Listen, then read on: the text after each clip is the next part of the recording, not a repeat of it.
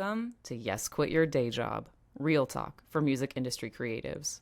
Today's guest is an absolute force, Lucia Cifarelli. You may know her as the frontwoman of KMFDM or from her breakout band, Drill, but today, we're diving into her most personal and powerful chapter yet, her new solo album, No God Here. Fresh off tour with Lords of Acid, Lucia joined Seven to talk about reinvention, raw truth, and what it takes to hold your ground in an industry that often just wants you to sit down and smile. From the early days of major label chaos to finding creative freedom on her own terms, this one is packed with wisdom, fire, and a few stories you've probably never heard before. Let's get into it.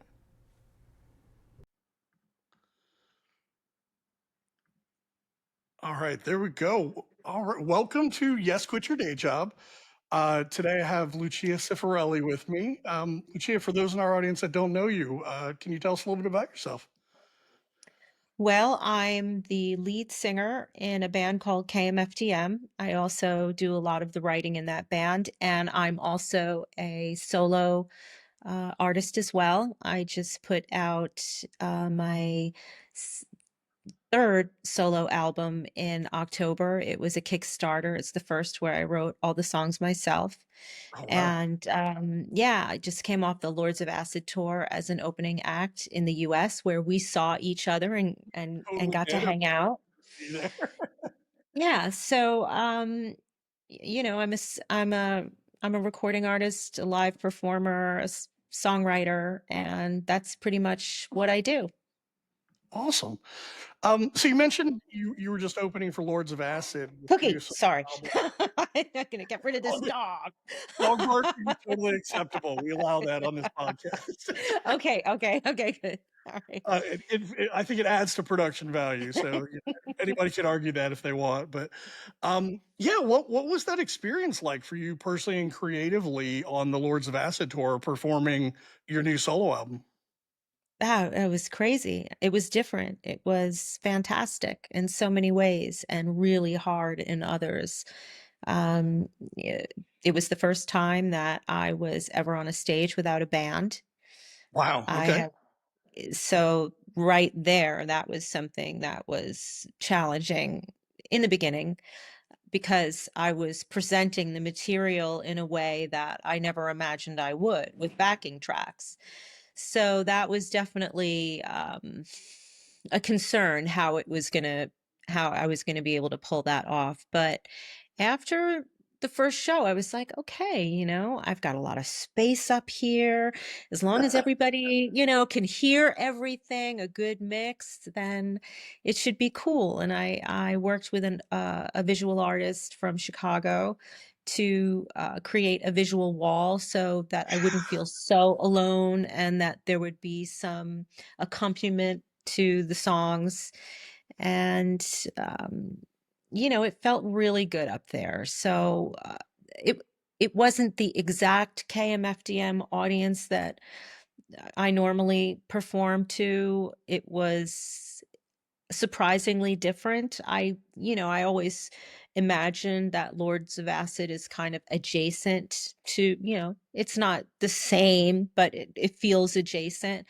But I learned that a lot of people had no idea who I was. So I Wow. was making some new fans along the way, which was exciting. But it Yeah. was also challenging because I wasn't just an opener, but I was one of the first openers. So I'm really warming up the crowd at that point for the people that are just trickling in. I bet. People are, Yeah. you I've know, been in those shoes with you. I know you have. I know Right? exactly It what was that feels like. humbling. Yeah. Humbling. I mean, Yes. so even speaking of that though, like seeing you, obviously I've seen you a lot with KMFDM, having toured with you guys a couple times, and seeing you with your solo stuff. I'll be honest, I didn't realize because I've been moving and I've been a little off the radar. I didn't pay enough attention to the tour. I thought you were like part of Lords of Acid as a guest or something, right? I didn't realize that your solo thing. So when you came out, I was completely had no idea what to expect. And I was blown away. I mean, you mentioned the visuals, they were just phenomenal. But Thank also, you. like, you're welcome. Yeah, but just contrasting, knowing your performance with KMFDM and then seeing you on your own, like I would never have guessed there was any trepidation or like, I mean, you looked like you were right at home, exactly where, in your comfort zone. So that was somebody who knows what your performance is. That was my perspective. I can only Oh, imagine. good. Yeah, like people that are hearing you and seeing you for the first time, I'm sure they were equally impressed. So, yeah. Well, it was scary, because there was a lot on the line. I was going out without a band. I was going out as a solo artist, and if I didn't pull it off just, then I would get slaughtered and it would leave a very bad impression on KMFDM. So I was doing everything that I possibly could to ensure that I could pull this off. I was rehearsing for months because, I'm not a flawless singer. And if you look at any of the live footage, I mean, you'll see that I'm not a flawless singer. I can be pitchy, but I really wanted to not have to think about that too much. So I wanted to make sure that I knew the songs backward and forwards because sometimes, like a lot of folks, when you're in the moment and you're nervous, you forget words, right? Yeah. I got something in my eye. So, and that happens to me sometimes with songs with KMFDM that I've sang like a million times, right? Yeah. So I was like, but you can kind of get away with that if you're on stage with a lot of people because the audience is always looking at something else. Right. They're not solely focused on you, but I'm like, shit, I'm going to be up here alone. So if I screw this up, they're not going to be looking anywhere else. Maybe they'll be looking at the screen.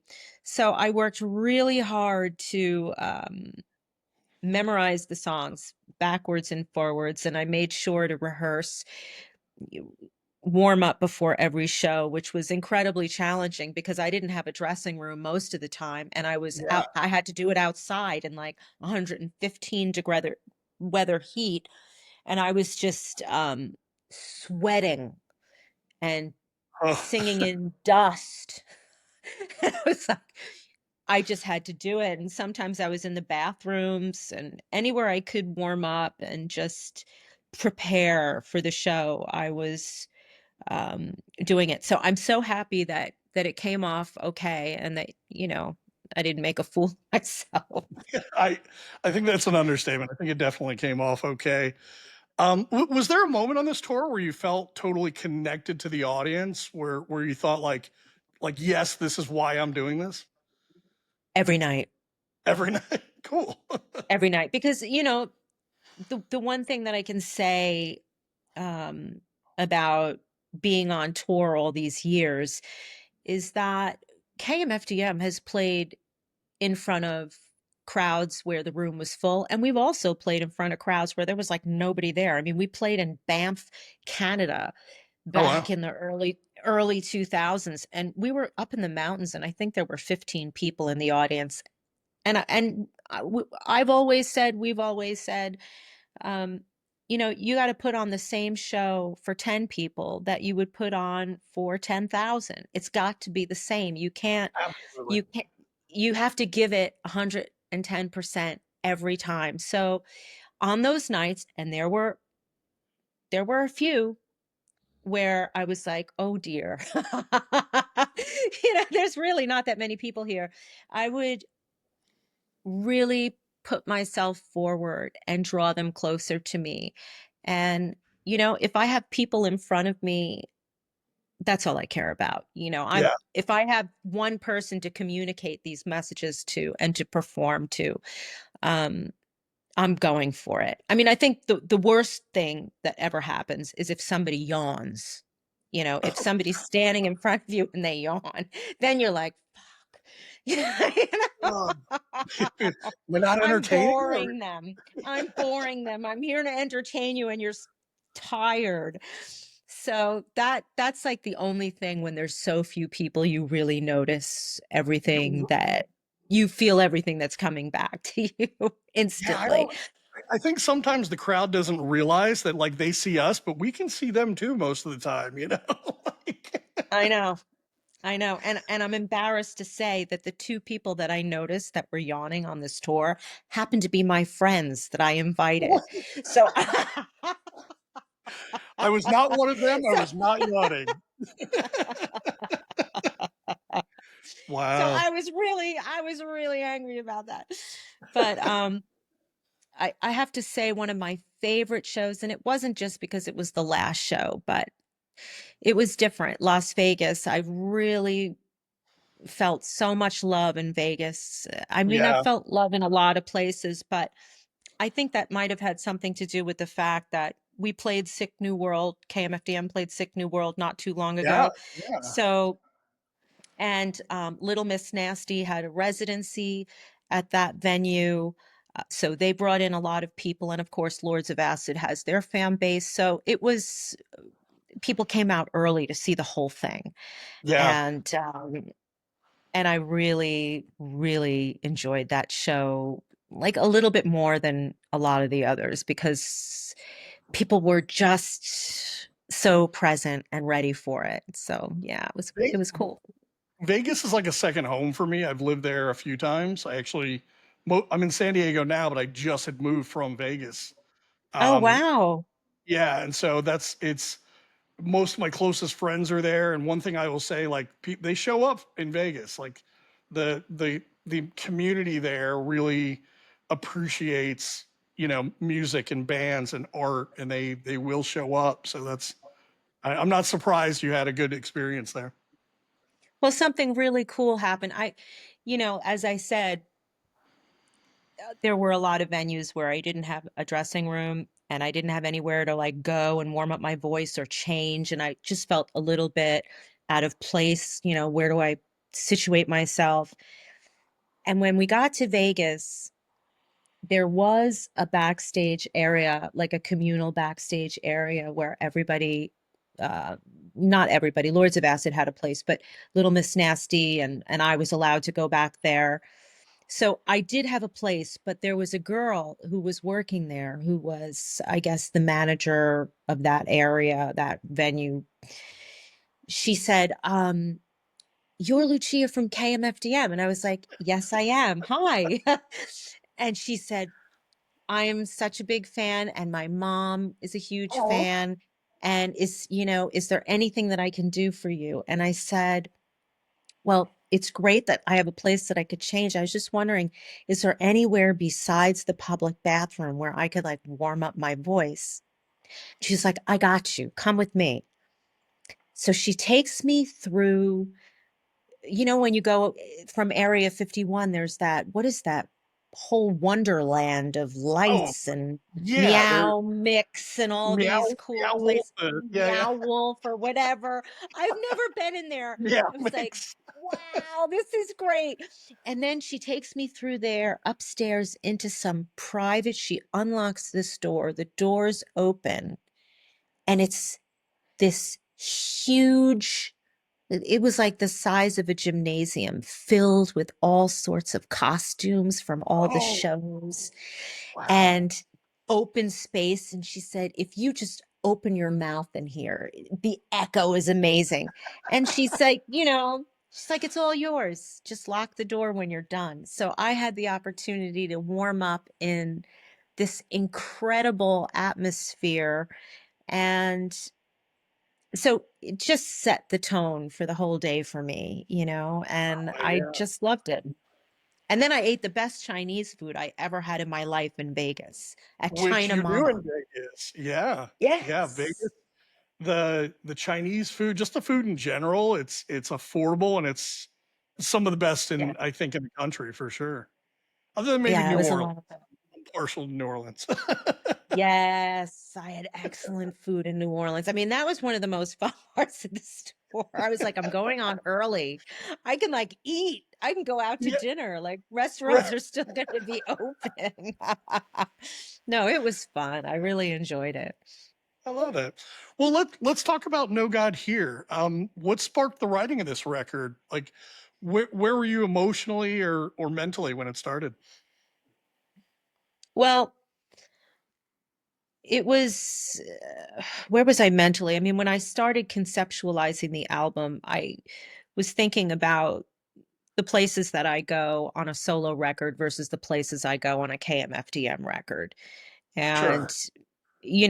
a solo record for me is much more personal. I mean, I'm personal on a KMFDM record, but I'm thinking collectively in the context of what needs to happen in the band, what are the Yeah, best. yeah. But selfishly, when you make a solo record, you don't have to take those things into consideration. You can really dig into yourself. And so what I wanted to do with this record was I wanted to think about the experiences in my life, but those themes that touch people on a broad level. I've met a lot of people along the way on my travels, and a lot of the things that have happened in my life have happened in their life too. Trauma, just pain, disappointment, disillusionment in the world, and optimism through it as well. Just the fighting spirit, the underdog. And I think that the artwork, which I made for the album cover, really started to set up a lot of themes that I was going to cover on the album. I'm gonna. Yeah. the I so I'd written a couple of songs for the record, and then I encountered the Wasps. They were looking for somewhere warm, I guess, in the winter. And I woke up one morning and they were all over the floor. There were thousands Wow. of them all over the floor. I was terrified, but they were Yeah. dead. They were dead. And then I got very sad, and I thought, I have to figure out, I don't want to just scoop them up and throw them in the garbage. I need to figure out a way to, you know, make their death honorable somehow. So I Wow. decided to gild their wings in gold leaf and create artwork for them. And as I was doing that, I was starting to think about, like, what is the spiritual meaning of the wasp, and started digging into that. And then I stumbled upon the Japanese art of kintsugi. I don't even know if I'm kintsugi. I'm not pronouncing that right. It's the art of, they take broken pottery and they Yes. enforce it with gold and make it stronger. And all of these ideas, from the spiritual meaning of the wasp to this Japanese technique of repairing pottery and making it stronger and beautiful, really resonated with me for, in a lot of ways, of the work that I do on myself and that I encourage in other people to kind of use their trauma as a springboard to empower themselves and Yeah. um, make themselves stronger. Because although we all have similar, to some degree, experiences, it's all very personal. And I've always felt like the weakest link in the chain, whether Oh, it's in a band or intellectually or in the music business or vocally. I've always felt like, not like my stuff isn't strong enough or as strong as the others. So these ideas, my daily practices, my meditations, these have all made me turn these feelings into something powerful, because it's authenticity, right? So I yeah. want to use my vulnerability as an inspiration to other people, because so many folks who encounter me in KMFDM think I'm this really strong, fierce force, Yeah. and they don't get to see that there's a lot of work that goes into being able to stand up like that. And so the songs on the album really peel back the layers to tell a story about the other side. And No God Here is really a song for everybody who's ever felt cast aside or orphaned or forgotten, whether you're in a war-torn country or, you know, um, a fractured family, or it's a song for the underdogs. you know Wow. and then there's the songs of faith like Believe and Dark Horse, and I'm trying to be light in other moments because you have to have levity. So yeah, I think the record just started taking shape through all these moments that it snowballed for me. And by the time I was done, I thought, okay, well, you know, there's a lot of things that are there in order for me to promote this. But I'll be honest with you, Seven, I'm such a creative person. I'm either in the studio writing, recording, or on tour. So I'm in on social media to a certain degree, but I don't really feel like I'm a tap dancer for TikTok. Somebody's Right. changing clothes. Like I'm not really entertaining in any other way other than making music or being on stage. So a lot of these things are, I've missed the boat on some of them. So being able to go out on tour after creating this record was such uh, a high for me, and a great opportunity to be able to complete the cycle of writing the record, doing the artwork and the videos, and then being able to take it out in front of people and perform it and just complete the circle, And have that so. that that connection in person and see it resonate with people. And it Yeah. did. I mean, there were some Yeah. people that cried. Oh, no, God, here. I was like, shit. Wow, good. I mean, I don't want to Yeah. make anybody sad, but the whole point is I to kind of Yeah, I mean, I reach don't even think people. it's yeah, I don't even think it's sad. It's just such a it's such a powerful record, but also like everything you just said is such I think it really resonates with a lot of people, because you're right. And I think the way a lot of people perceive you, especially in KMFDM, is this, almost larger than life, strong, powerful, front woman. And I think some people could be like, wow, I could never do that. I could never be like that. And so I think being a little bit vulnerable and showing this other side of your art lets people in a little bit, go, wait a minute, if these are some of the same things I deal with. Like, if she's able to do that, maybe I could do that. So I think it's incredibly powerful and empowering. Well, that's all I want to do, because that's really all I have to bring. I mean, if I can only bring to the party, you know, okay, I have my stuff that I have gone through in my life, and it's similar to a lot of other people's, and that stops them in their tracks, right? We get stopped in our tracks by so many things that happen to us, and we let it Yeah. eat away at us and hold us back and prevent us from kind of becoming the people that we could be. And I'm my own worst enemy. There's nobody that hates me more than myself at times. I'll rise Yeah. up to a certain level. I'll rise up to a certain level, and then I'll do something to like cut myself off at the knees. I'll be singing. I went out there and I was singing really great. And then I came home and I started smoking cigarettes. you know, it's like, I think it was Alan Watts, or maybe it was somebody else. Do you know who Alan Watts is? He's a I really don't. interesting. He's not around anymore, but he's a spiritual teacher, and he's knows every religion and has walked every path. And I think it was him or one of his contemporaries that said, we kind of get our shit together and we get to the next level, and then we have to break it all down, destroy it, and start again, and then get to the next level. so There is truth so in that. so or something to that effect. So I guess if I can represent anything, it would be the surviving spirit, the fighter, the underdog, and just to keep pushing forward and use all of everything that happens, and turn it into something positive, turn it Yeah. into a work of art. Amazing. So, yeah. So going back a little bit further, Drill was your breakout band. What do you remember most about that era and breaking into the scene in the 90s? Wow, that was a great time. It was a lot of fun.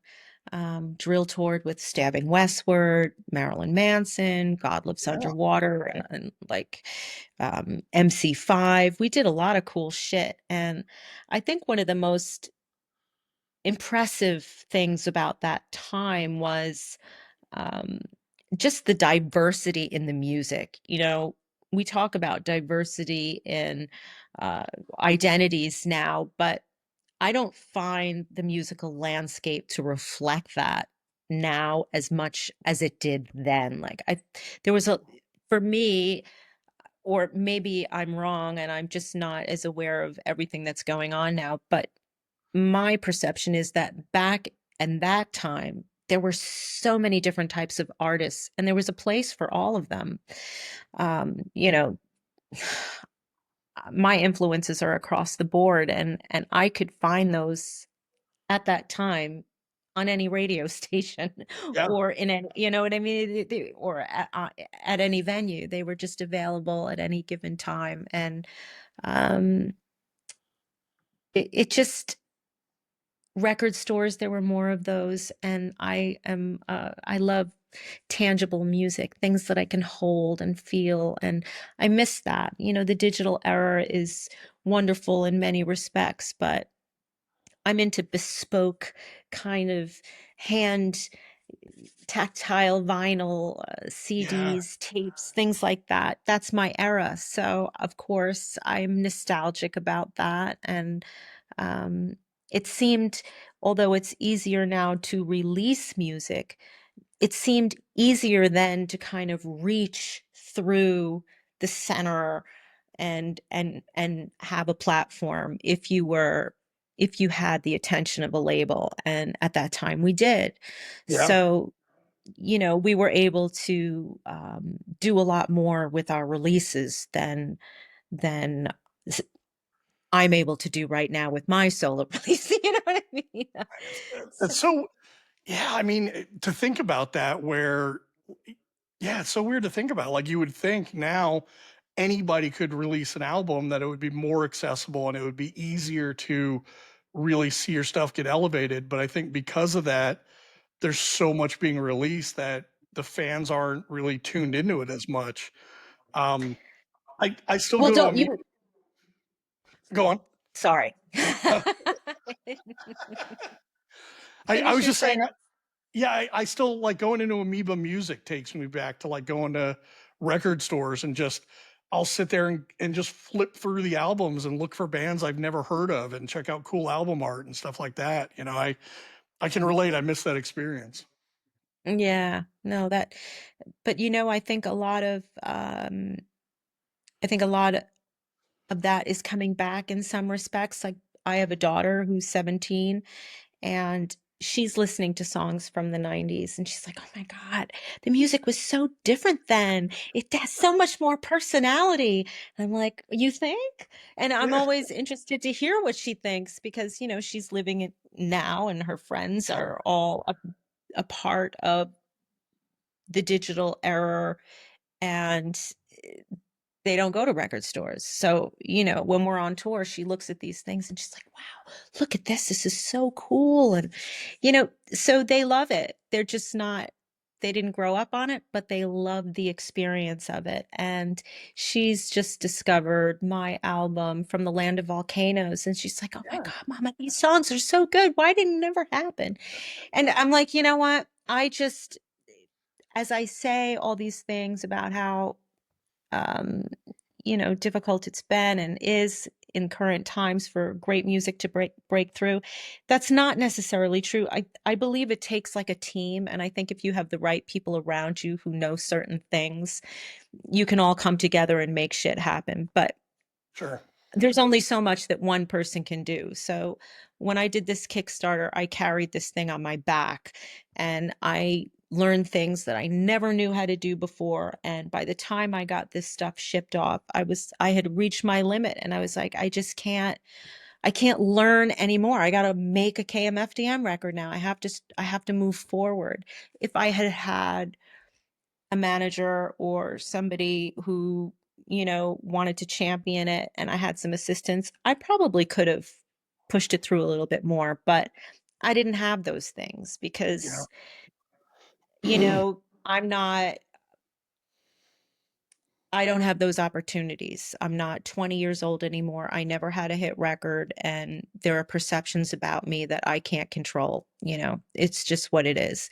She's the girl from KMFDM, or she's the girl from blah, blah, blah. And she never did this and never did that, or did this and did that. You know what I mean? It's like I've been Yeah. around here a long time. People have all sorts of ideas that I can't control. Good or bad. Yeah.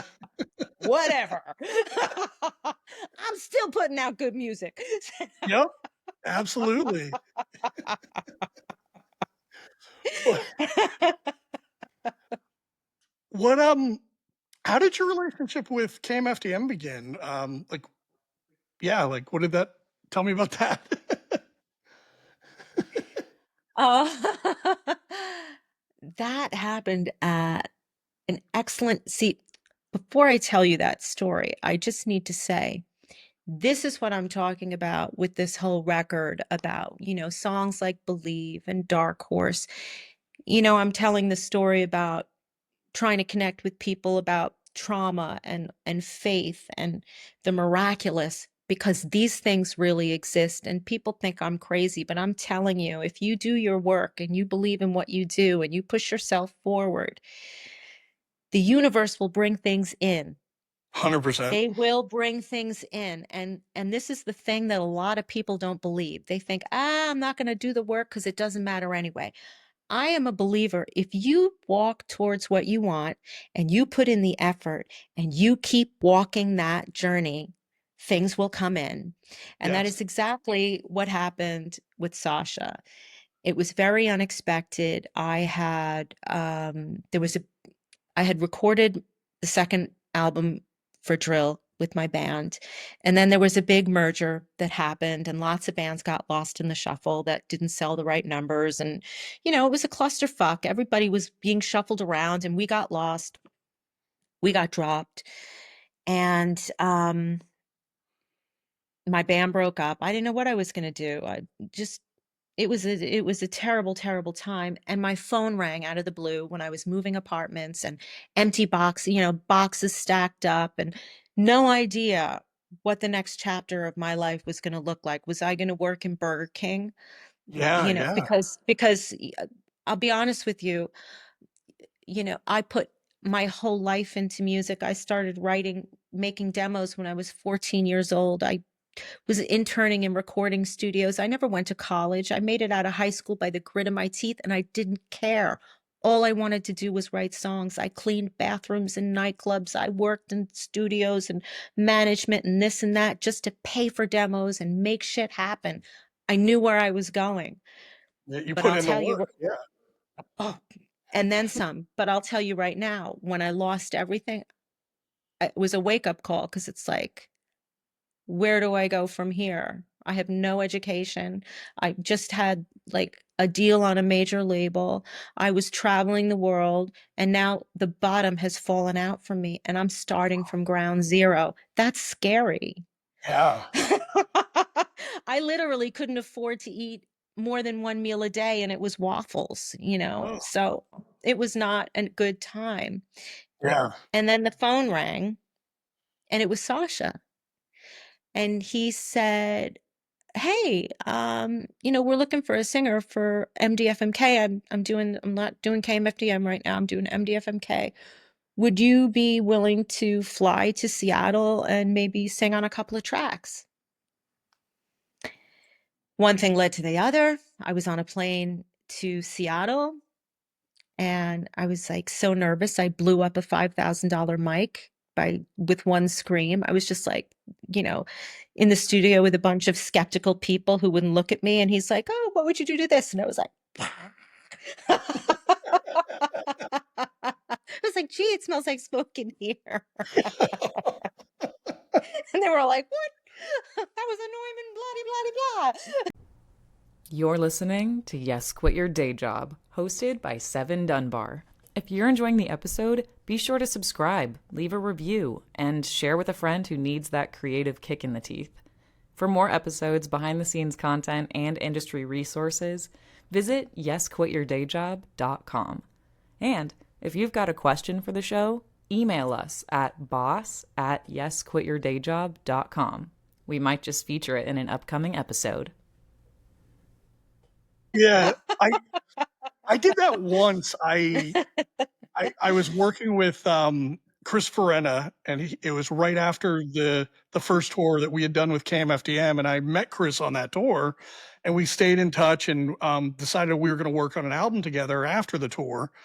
And I went from Florida all the way to LA. First vocal session, he's like, "Oh, this, so and so company sent me this mic, and we want to test it out, and let's use this really expensive, fancy mic." And I broke it within the first minute. I was like, "Oh no!" Right. Hope you're insured. Yeah, I was like, "Well, you could write them and say it broke. I'd blame it on me. I don't know, but yeah, I can relate to So that's how that happened. And then, it stuck. And I worked on the rest of the record with them, and we did tour it. We toured. We even went to Japan for the Fuji Fest, which was wild. And then we segued into KMFDM, and they invited me to hang around for that and do more writing. And, I got a lot of shit for that from the fans, from the KMFDM fans, because it was okay for me to be there for a minute. But like when people realized like I was kind of sticking around, they were like, "Oh, who the fuck is she? that. Oh, Oh yeah, Yoko, oh no," So it took a long time to win people over. And even to this day, I mean, there's still people that you can't win over because that's just the nature of the beast. But um, I love KMFDM, and I really enjoy being a part of this band, and I think I contribute some good shit. So I'm happy that I've been able to stick around this long. I mean, I would agree. I definitely appreciate your contributions to it for sure. Um, Over the years, has your role with KMFDM changed, like either on stage or in the studio at all? Yeah, absolutely. I mean, when I started out, I we had Raymond in the Yeah, band. Raymond was out there, so um, I was definitely like a little bit more in the back sure, sure. because he was an early member, and he had more of a catalog of material to present, obviously, with the band. So, you know, I was more in the back, and but then over the years I started kind of coming to the front like the dark horse that I am. Because you can't keep a good thing down. I like that. Yeah, and the thing is I'm very good at what I do when it comes to writing. I've worked at it. Like I said, I started writing when I was 14, and I was interning in a recording studio where they were making some of the biggest records on the planet, from Taylor Dane. I mean, I watched her sing Tell It to My Heart, and Mariah Carey, and Twisted Oh, Sister wow. was making records in there, and Hall and Oates and Billy Joel and blah and blah and blah. So, the bar for me was high. Yeah. And I grew up with three older sisters and a brother. And so the radio was always playing in our house. And I really love music, and I love songwriting. So I became obsessed with writing good songs. And I've written with loads of super talented people, that have written records that are timeless and will be played forever. And those are that's always been what I wanted to do, to write songs that stand the test of time. So I think what's kept me in KMFDM is that I have such a love of songwriting that when Sasha gives me a track, I don't just like play it and write it. Like, I obsess on this shit. I Yeah. lock myself away, and I get inside of it, and I'm trying to peel it apart as best as I possibly can. And I take it very seriously. I have fun with it, and I love it. And, Airhead on the last album from Let Go took me took me quite a while because I was hearing so many ideas and I had to be patient with it and, let it build. And then I had to pull back and I had to take it apart. And, I see songs like puzzles and, Yeah. Yeah. they have to come apart and you have to put them together and then you have to break them down. And so I really love that. Like some people like to play crossword puzzles and do math. I like to write songs and just really stretch and pull and notes and syllables, and that's my thing. So I think that's what's kept me in the band because I really love what I do, and I think that Sasha appreciates that. Yeah. Oh yeah, for sure. What's it like collaborating with Sasha, both professionally and personally? Like, how do you keep that creativity in both of those spaces? Yeah, it's crazy, but it's true. Those that play together stay together, I guess. I mean, we work really well. Um, we started out working professionally. Our personal relationship came later down the line. Sure. So we were very comfortable writing and performing on stage before we got involved. Um, the songwriting is something that was different when I started working with Sasha and Tim because I was in New York and they were in Seattle. So that was Oh actually the yeah. very first time that I wrote, I collaborated separate. Like before that, when I would write with the band, drill, or with other songwriters in New York or LA or whatever, it was always in the room. So the first time I ever came up with a melody and lyrics independent of my collaborators was in that project. And I loved it. It was so liberating. I thought, oh my God, finally, it's not like playing charades, when you're in a room with people and you're writing, everybody's rushing to come up with the first idea. And, it's Yeah. like, oh, Yeah. I got a word. Oh, I got this. And for my brain, I don't work that fast. I need to kind of really get inside of myself and think about things. So I enjoyed that. And then when we all worked, when I moved to Seattle and we had an opportunity to be writing in the same room, Sasha would always say, "Why don't you just take the track and what do you think of this idea?" And I'd say, "Oh, I like that." And he'd go, "Well, why don't you just take it? You know, go and do your thing on it and then come back." And I was like, wow, this is so liberating. I don't Yeah. have to Well, that's it. sit here and flesh it out with you. And he's like, no, no, no, just go and figure it out and then bring it back. And if I like it, we'll record it. And if I don't, go give it another try or I'll get involved. So it was the first chance that I ever had to really hear my own thing. So now it's the same way. He'll bounce a track over to me and I'll work on the melody and the lyric and then I'll go up and he'll be like, "Great. I love it." And we'll lay it down. Or he'll say, "I love the verse. I don't like the chorus." Or he'll say, "I love it all, but I think I have an idea also to thread through it." Wow. So yeah, and because we have like a kind of shorthand now after all these years, so we can really like look each other in the eye and be like, "Dude, that sucks." It And just no their sucks. feelings hurt, and it's not No, personal. That's such a great. no, Yeah. no. I mean, I think Amnesia with that song, I must have like written, wrote and rewrote that song like 10 times before he was like, "Yeah, that's good." And then I was like, "I don't think any of it's good." And he's like, "No, it's good." And then I was like, "I can't even listen to it. I don't even like it." And then he's like, "Oh, oh, you're gonna like it." And then he disappears with it and it comes back and I'm like, "Wow, that turned out really well." That's just like that's magic, is what that is. That's Right. and There's how some songs cool. just Yeah, and I mean, how cool from early on for for him to KMFDM has been his baby for decades, but for him to have that faith in you and in your talent, just to go, yeah, take it home, go mess with it, see what happens. Um, I think I think he saw what you were capable of, and just such an amount of trust, and to give you that freedom, I guess, to really reach your full potential in that songwriting. And I'm so glad that you see that because, a lot of people miss that. If it wasn't for him doing that, I would not be the songwriter that I am today. Wow. It's because, and I'm not blowing smoke up his ass. I'm just basically saying, you know, if people don't allow you the freedom to really express yourself the way you hear something and really take it full circle, take an idea full circle, you never get to really push yourself.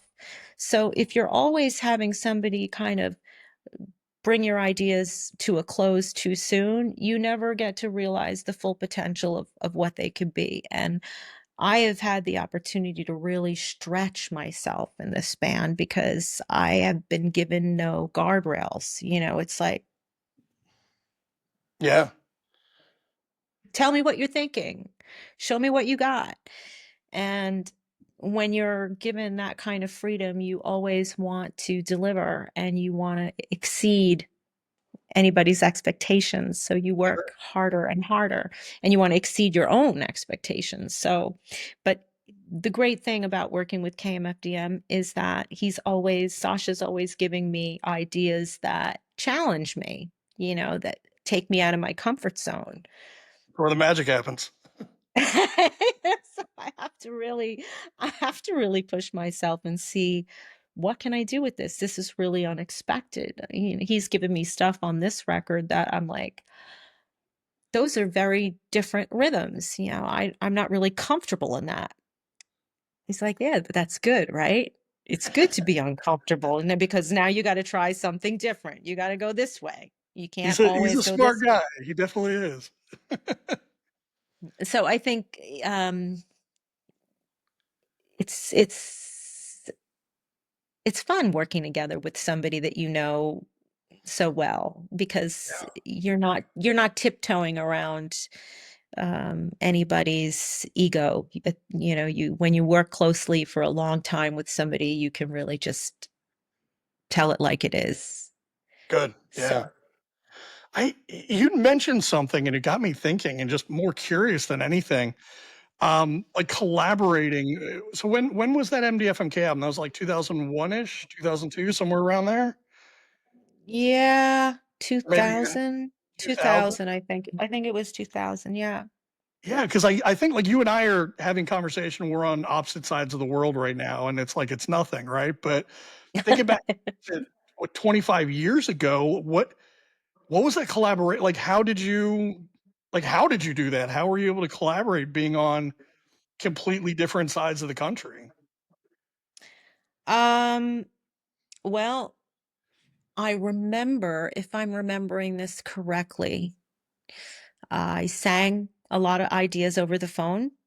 Wow. And yeah, and I think I was still at the tail end of a moment where I had access to a studio that the band was using. And I went in there and I laid something down. I might have laid one song down and was able to, record it somewhat properly, but a lot of stuff I sang over the phone.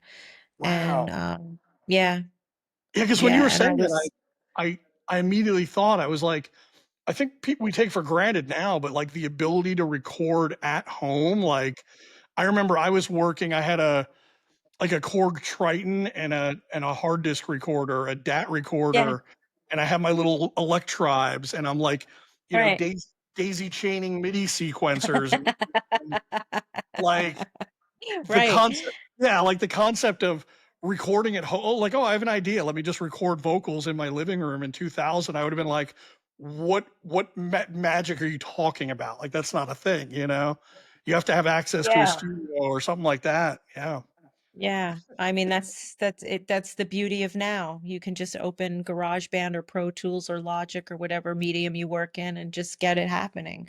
I mean, that's the beauty of now, but there's also other challenges that people face, Yeah. so.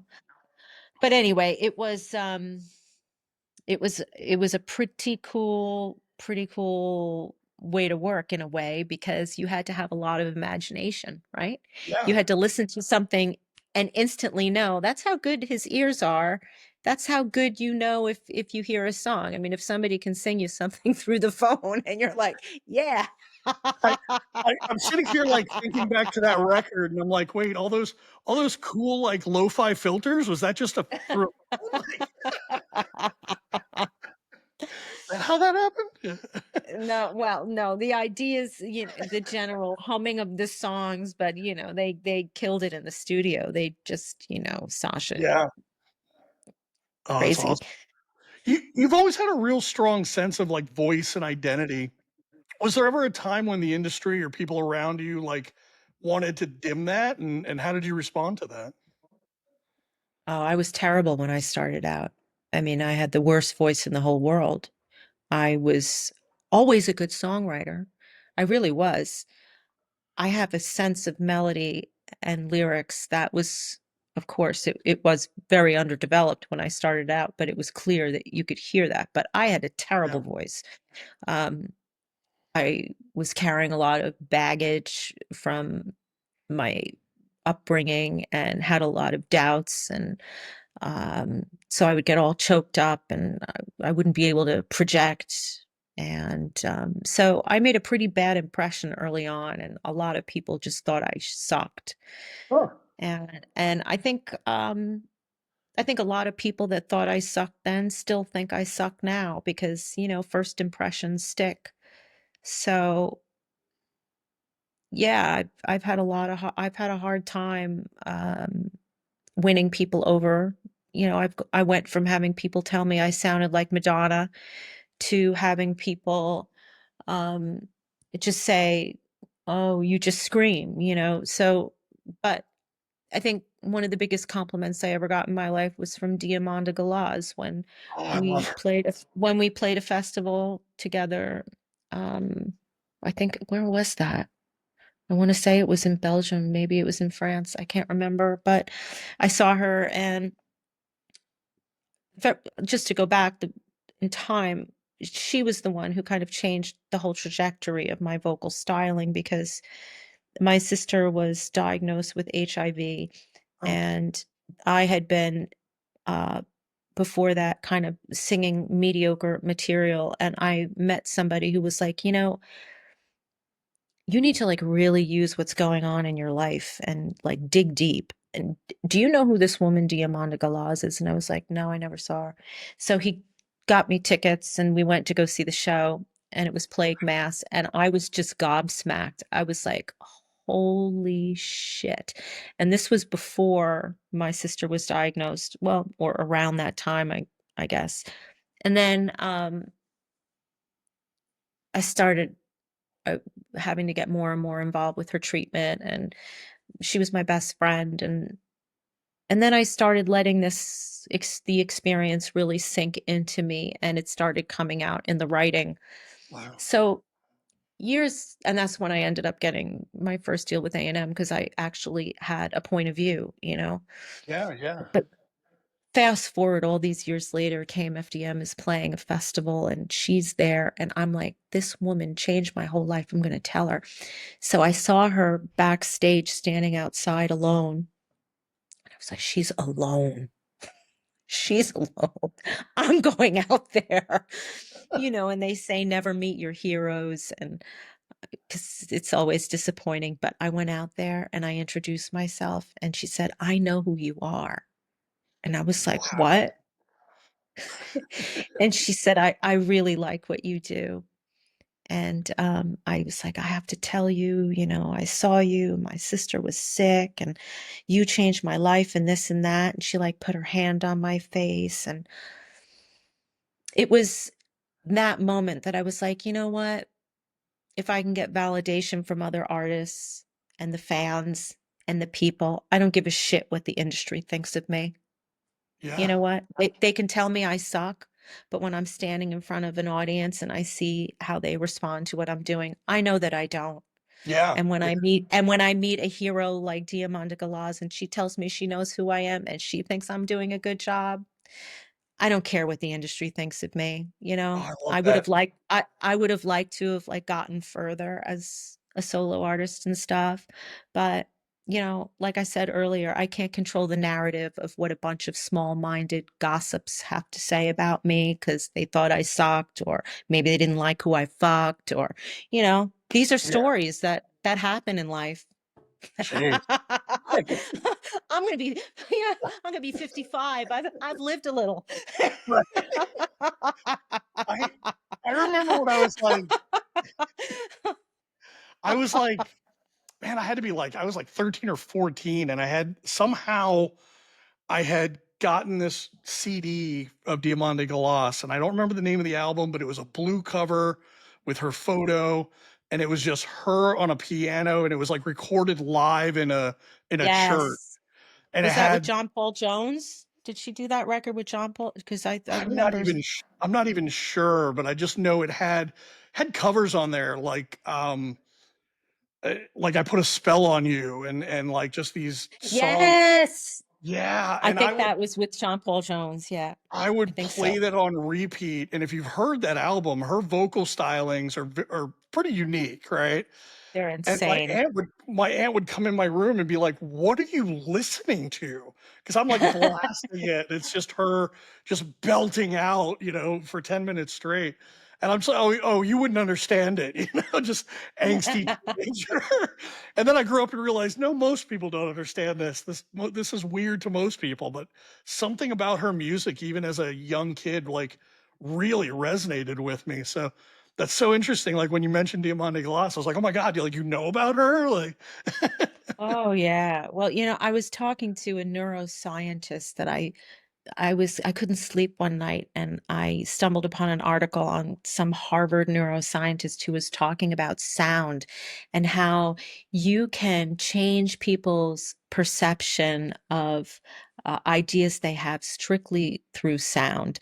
And interesting. I and I've always known this. So I said, you know, he said, "You don't even it's not even necessarily through the words that you're saying, but the tones that you're using." And I found this Sure. article so fascinating that I wrote to him, and he actually wrote me back, and we started having an entire, you know, week-long dialogue about how music just gets into your soul and has a way of, you know, influencing your ideas about things just by the intonations and the way that things are being, the notes and the tones. And so when you say you didn't even really understand what was happening to you when you were listening to her voice, it's Yeah. she has this incredible instrument that has the ability to just sink right into your soul. And that's what Yeah. she did to me. You know, I didn't even know what she was singing when I saw her. I was a kid and I'm like, oh my God. But it really touched me. So, you know, I know exactly what you mean. I Yeah. really do. She's I feel like incredible. that's the reaction when you first hear her is either like, oh my God, what is this? Or, oh my God, what is this? Like, Yes. um, You yeah, know, yeah, she could do yeah. all of these crazy things. I wasn't Well, trying to copy her in any way. I was just trying to find my own spirit voice, you yeah. know. She I think I'm gonna go listen to that record after we're done here. Real, just some quick fire questions in closing here. What's one city you'll always come back to? New York. New York. I love that.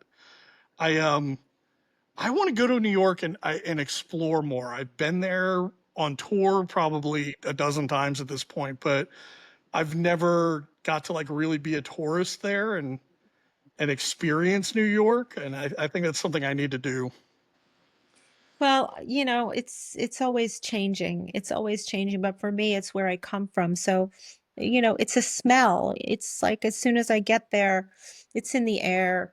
It's when as long as it's not summer and you're not smelling bad air, but in fall, you know, it's where I grew up. So it's home in a Yeah. way. It doesn't feel like home anymore because, you know, I'm disconnected from it for so long. But it's still a place I will always return to. I love that.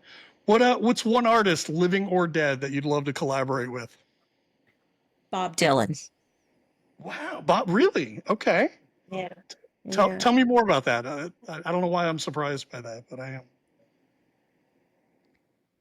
am. Because uh, although I'm making music that is very, it's got a lot going on, I still believe that a great song can be created with the simplest of instruments, and that if you can do it there, you can build it up in any kind of genre.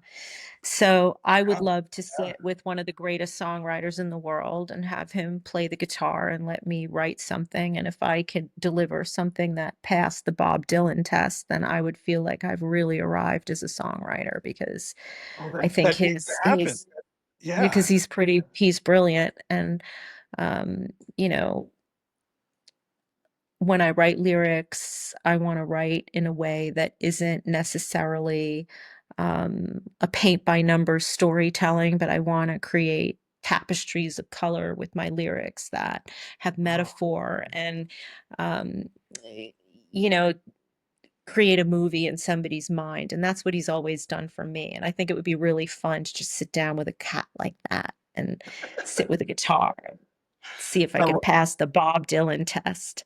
I, I love that, and I really want that to happen now. We have to. Oh, I don't, you know what? I'm sure that that is like a long shot, but yeah. I feel so far away from so many things. And when I see you, I'm so proud of you and I mean, you've come so far since Thank you. those days when you got rolled on the Yeah. East Coast somewhere. And you never made the show. Now I know this story. Yeah. I didn't realize that you didn't know about that, but yeah, that's why I we didn't didn't play. know. I'm so sorry that happened to you. I I was couldn't like, what help a but laugh. dick. He didn't even show up for the biggest show on the tour. No, we were there. We just didn't play. 7. uh, Oh. there's Yeah. moments like that where I'm almost shocked I still have friends in the music industry because of just weird things like that have happened. You know what? Things happen on the road. You just can't predict. All Oh sorts of yeah. things happen. Oh gee. Somebody did something terrible to Sasha once. Somebody put something in his drink and he didn't even know, like we didn't even know if we were going to be able to play a show the next day. Oh yeah. Because Tell me about that. Ugh. yeah, I mean, you just have to be so careful. I mean, people are lovely and wonderful until they're not. Yeah, I learned that lesson. Uh, my for the last question, I like to flip things a little bit and open it up where if there's a question you would like to ask me. How in the hell did you end up with all of these Grammys? So I think I was very fortunate, but I think it also has to do with some of the things that we talked about where I think just showing up and consistently being very focused on what I wanted to do and where I wanted to be. And it didn't really matter to me what the work was or what the hours were or how hard it was when an opportunity came, I said yes, and even Good in for those moments, you. yeah, like even in those moments of doubt where I'm like, I don't know how I'm going to do this, but I would still say yes, I'll figure it out. Like, let's do it. Let's make it happen. And so it really started with me being just so like one example would be the first platinum record I got was with an artist named French Montana. And I had been working in the studio and I was there till like 4 in the morning. And I lived an hour away. I was in LA and I just wanted to go home. And as I'm driving home, my boss is like, "Hey, we got a session. It's like 10 a.m. Can you do it?" And I'm like, that gives me enough time to go home, shower, eat breakfast, sleep for maybe an hour, and then come right back for an 18-hour day. And there was nothing that I did not want to do that. Nobody wants to do that, you know? But I said, man, this is an opportunity. And every day that I can walk into that studio is a privilege.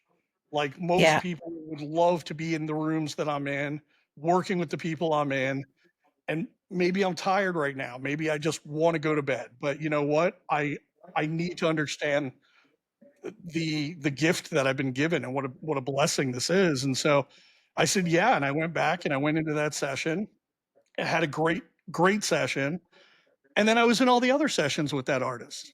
And then there was collaborators that came in that I met and they went, "Hey, you know what? We want to do our album in here. Can you engineer for us?" Yeah, okay. Again, just saying yes. And part of me Yeah. is like, "Oh, how am I going to live up to their standards?" And like, that imposter syndrome. What if they find out I'm really not a good Right. engineer? But Right. okay, yeah, I'll be there. And I started to realize that all that self-doubt, there's things that other people see in you that you don't see in yourself. And at the end of the day, there was a reason they kept asking me to come back. It was the work I was doing had quality to it, maybe that I didn't even realize, you know? Right. Um, and so it just one led to another, and it was those opportunities and saying yes and trying to build relationships and be good to people. Yes. Not not Yes. not just as, oh, it's my friend, it's my industry contact or whatever. Like, no, that's my friend, right? Before everything Right. else.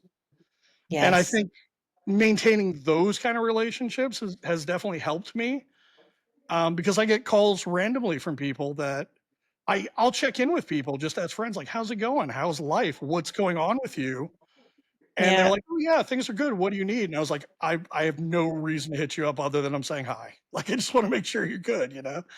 And so when there is something that they're like, "Oh man, 7 would be really great for this project," they hit me up, I get people hit me up way more than I reach out or advertise or anything like that, so, um Good. Congratulations. I'm so happy actually, for you. thank So you, now yeah, you're in LA. Now you're in San Diego. San Diego, yeah. So how did you get there?